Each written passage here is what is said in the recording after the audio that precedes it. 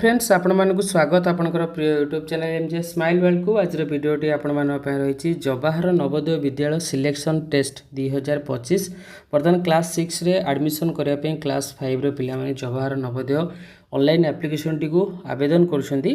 तो बर्तमान ये जो आवेदन तारीख थिला 16 सेप्टेम्बर 2024 से डेट को एक्सटेंड करा जायछि 23 सेप्टेम्बर 2024 को।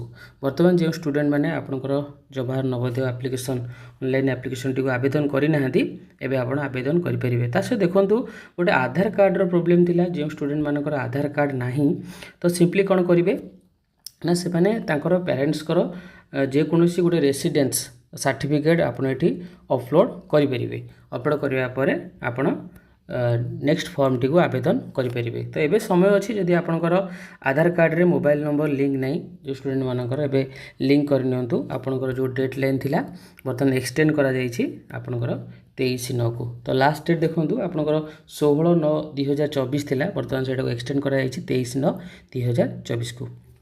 होप आज वीडियोटी आप इनफॉर्मेटिव थी। जदि वीडियोटी आपको भल लगे वीडियो लाइक करेंगे, शेयर करेंगे, चैनल सब्सक्राइब करेंगे। धन्यवाद।